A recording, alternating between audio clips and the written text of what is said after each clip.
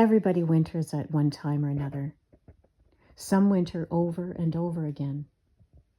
Wintering is a season in the cold. It is a fallow period in life when you're cut off from the world, feeling rejected, sidelined, blocked from progress, or cast into the role of an outsider. Perhaps it results from an illness or a life event such as a bereavement or the birth of a child. Perhaps it comes from a humiliation or failure. Perhaps you're in a period of transition and have temporarily fallen between two worlds. Some wintering creeps upon us more slowly, accompanying the protracted death of a relationship, the gradual ratcheting up of caring responsibilities as our parents age, the drip, drip, drip of lost confidence.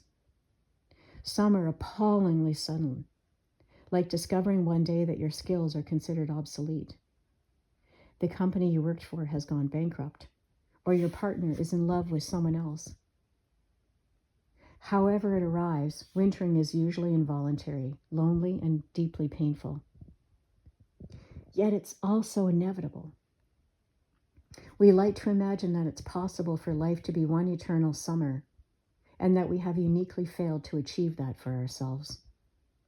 We dream of an equatorial habitat, forever close to the sun, an endless, unvarying high season. But life's not like that. Emotionally, we're prone to stifling summers and low, dark winters, to sudden drops in temperature, to light and shade.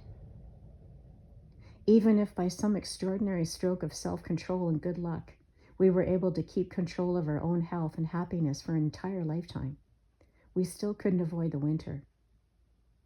Our parents would age and die. Our friends would undertake minor acts of betrayal. The mechanizations of the world would eventually weigh against us. Somewhere along the line, we would screw up. Winter would quietly roll in.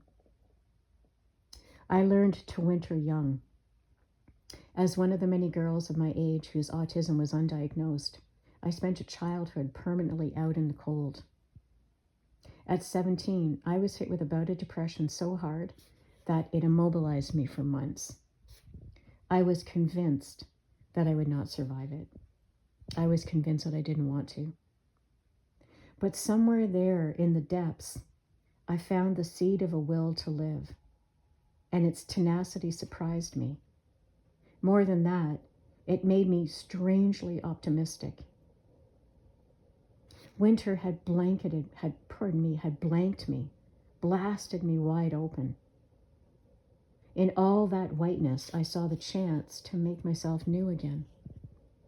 Half apologetic, I started to build a different kind of a person, one who was rude sometimes, and who didn't always do the right thing, and whose big, stupid heart made her endlessly seem to hurt, but also one who deserved to be here, because she now had something to give. For years, I would tell anyone who would listen, I had a breakdown when I was 17. Most people were embarrassed to hear it, but some were grateful to find a shared thread in their story and mine. Either way, I felt with great certainty that we should talk about these things, and that I, having learned some strategies, should share them. It didn't save me from another dip and another dip, but each time the peril became less. I began to get a feel for my winterings, their length and breadth, their heft. I knew that they didn't last forever. I knew that I had to find the most comfortable way to live through them until spring. I am aware that I fly in the face of polite convention in doing this. The times when we fall out of sync with everyday life remain taboo. We're not raised to recognize wintering or to acknowledge its inevitability. Instead, we tend to see it as a humiliation, something that should be hidden from view, or at least hidden from view, lest we should shock the world too greatly. We put on a brave public face and grieve privately. We pretend not to see other people's pain. We treat each wintering as an embarrassingly we treat each wintering as an embarrassing anomaly that should be hidden or ignored. This means we've made a secret of an entirely ordinary process and have thereby given those who endure it a pariah status, forcing them to drop out of everyday life in order to conceal their failure. Yet we do this at a great cost. Wintering brings out some of the most profound and insightful moments of our human experience, and wisdom resides in those who have wintered. In our relentlessly busy contemporary world, we are forever trying to defer the onset of winter. We don't even dare to feel its full bite, and we don't dare to show the way that it ravages us. An occasional sharp wintering would do us good.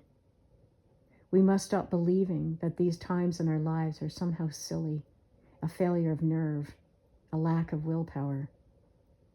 We must stop trying to ignore them or dispose of them. They are real, and they are asking something of us. We must learn to invite the winter in.